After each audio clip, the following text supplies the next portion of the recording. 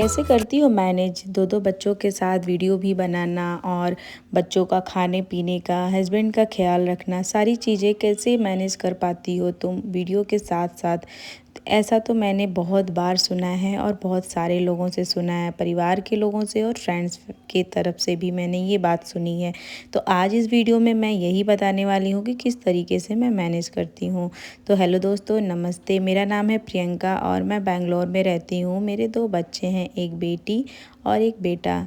Husband की posting की वजह से मुझे बेंगलोर में रहना पड़ता है और मैके और ससुराल दोनों से ही दूर हूँ। तो किस तरीके से मैनेज करती हूँ, आज सारी चीज़ें डिटेल में बताएंगे। हालांकि मैं डेली वीडियो नहीं डाल पाती हूँ बच्चों की वजह से ही, बट फिर भी मैं कोशिश करती हूँ कि एक हफ्ते में 1 से 2 वीडियो ज़रूर लाऊं। फ़िलहाल आज का रूटीन मैं शेयर करूँगी, प्लस उसके साथ ही कुछ टिप्स और हैक्स शेयर करूँगी। सुबह जब भी मैं किचन में खाना बनाती हूँ, यानी कि लंच प्रिपेयर कर रही होती हूँ, तो मेरी बेटी और बेटा दोनों ही साथ में उठने लगते हैं। बेटी उठती है तो किचन में आती है मम्मा को ढूंढते हुए, फिर पापा को भी ढूंढती है। पापा इस समय उनके जिम गए हुए थे और मैं जिम से आ चुकी हूँ। जिम से आने के बाद मैं ये सारा चीज़ें शेयर कर रही हूँ। जिम वाली रूटीन भी मैं किसी दिन शेयर कर दूँगी आप लोगों के साथ। सुबह जब मेरे हस्बैंड घर पे थे तभी ये सभी सो रहे थे और वो भी सो रहे थे, मैं जिम गई थी। फिर मैं आई और लंच की प्रिपरेशन की, शिवी का लंच बैग पैक किया और शिवी को ब्रश कराया। तब तक उसके पापा आ गए थे और शिवी को रेडी कराया। मैंने ब्रेकफास्ट में उसको मिल्क दिया है और एक ब्रेड दिया था, उसने उसको फिनिश किया और वो स्कूल चली गई। उसके स्कूल जाने के बाद मैं लग जाती हूँ बाबू के काम में। बाबू को सबसे पहले फ्रेश कराया क्योंकि वो भी सो के उठ गया था। उसके बाद मैंने उसका डायपर तो दिन के टाइम पे मैं कोशिश करती हूँ ना ही पहनाऊँ, और उसको ये मैंने पैडेड वाला एक पैंटी मंगाई हुई थी। बहुत पहले स्टार्टिंग के दिनों में मैंने शेयर किया है इसके बारे में, फिर भी बहुत सारे लोग पूछ रहे थे तो मैं उन इंस्टा पे भी बताया था। और अभी मैं इसका एक लिंक दे दूँगी नीचे डिस्क्रिप्शन में, आप चेक कर सकते हैं। बाबू खेल रहा था तब मैं उसी टाइम पे बाबू के लिए हलवा बना लिया। हलवा मैंने रागी का हलवा बनाया है, डेट्स डाल करके, रागी सूजी का हलवा बनाया है। डेट्स डाल करके इसको अच्छे से थोड़ा सा पीस दिया था, मतलब मसल दिया है, जिससे बाबू को अच्छे से खाने में इजी रहे और बहुत पसंद से खाता है ये। इसको साथ साथ में वो खेल भी रहा था। बहुत ज़्यादा डिस्ट्रैक्ट होते हैं बच्चे, खाने में बहुत इंटरेस्ट नहीं लेते हैं, उनको बहुत ही ध्यान दे करके खिलाना पड़ता है ताकि वो बच्चे लोग भी खूब खुश रहें और खाने में इंटरेस्ट आए उनको। तो खेल खेल कर मैंने उनको खाना खिलाया। फिर मैंने अपने हस्बैंड का लंच बैग पैक किया। लंच में मैंने बनाया परवल आलू की भुजिया, दाल, रोटी और चटनी भी मैं उनको दे दी थी। एक टिफ़िन में अचार, वो एक अचार का डब्बा वो अपने ऑफिस में ही रखते हैं, और पानी का बॉटल करके मैंने पैक कर दिया इनका लंच बैग। आज के नाश्ते में बनेगा रागी का डोसा। बहुत ही इजी होता है, ये रागी का आटा है। रागी के आटे में मैंने दही और पानी मिला के नमक डाल के थोड़ा फेंटा है।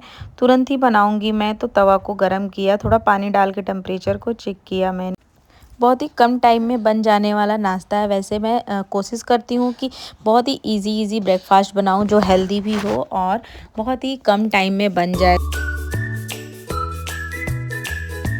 किस दिन क्या बनाना है लंच में, ब्रेकफास्ट और डिनर में, वो सारी चीज़ें मैंने प्रिंट आउट कर ली है। एक मेन्यू चार्ट बना दिया है और उसको फ्रिज पे भी लगाया हुआ है।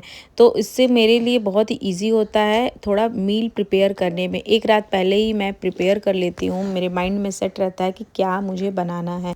बाबू का भी डिसाइडेड है कि उसका ब्रेकफास्ट, लंच और डिनर क्या होगा, और शिवी के तो लंच बॉक्स में क्या जाएगा ये उसकी डायरी में ही मेंशन है, तो वो वही बनाती हूँ मैं जो उसकी डायरी में है, और उसके अकॉर्डिंग ही हम लोगों ने अपना ब्रेकफास्ट फाइनल किया है।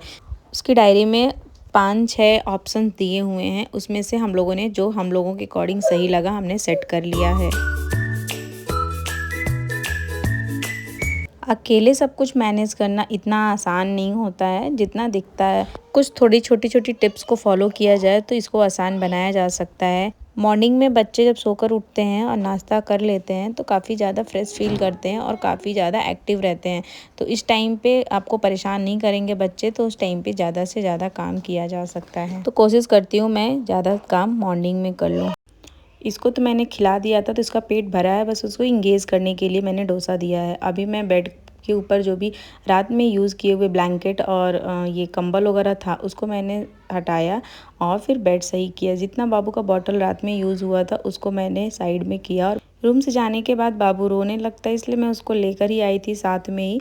आज मूंगफली को मैंने एयर फ्रायर में ड्राई रोस्ट किया है, तो उसको भी रख रही हूँ क्योंकि आज मैंने चटनी जो बनाई थी वो इसी मूंगफली की ही बनाई थी। अभी मैं इसको रखूँगी, कभी कभी बीच में स्नैक्स के काम आता है। बाबू को मैंने सुला दिया है। बाबू के सोने के बाद में और बचे हुए जो भी काम है मैं उसको फिनिश करूँगी फटाफट। इसके जगने के बाद कोई काम हो नहीं पाता अच्छे से, तो मुझे बहुत ही ज़्यादा दिक्कत होती है। तो मैं सोचती हूँ कि इसको सुला करके जितना ज़्यादा से ज़्यादा काम मैं कर सकूँ वो कर लेती हूँ। तो अभी शिवी स्कूल में है और बाबू सोया हुआ है, हस्बैंड ऑफिस है, तो मैं ये सारे काम जो भी सामान जिस जगह पे रहता है मैं उसको वहाँ रखी, और जो कपड़े वॉश करने के लिए थे मैंने उसको लगाया वॉश करने के लिए। बाबू के सारे टॉयज़ को इकट्ठा किया। अभी उठेगा तो फिर वो फैलाएगा, बट फिर भी एक बार पैक रहता है, बॉक्स में रहता है, तो उसको खेलने और फैलाने में मज़ा आता है, इसलिए मैंने उसको उठा दिया। अगर वो फैला रहता है ना तो फिर उसको इंटरेस्ट नहीं आता है खेलने में।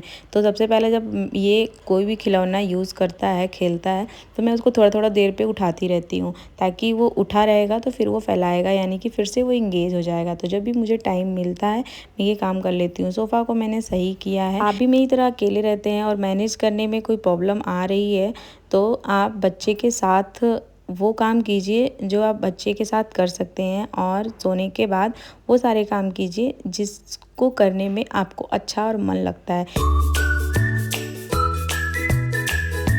अगर आपको भी किसी काम को करने में बहुत ज़्यादा इंटरेस्ट नहीं आता है, या यानी ये कहें कि मन नहीं लगता है, बोरिंग लगता है, वो काम को करने की इच्छा नहीं होती है, तो आप पहले उसको कैटेगराइज़ कीजिए कि क्या काम आपको ज़्यादा इंटरेस्टिंग है और कौन से काम में ज़्यादा आप परेशान होते हैं।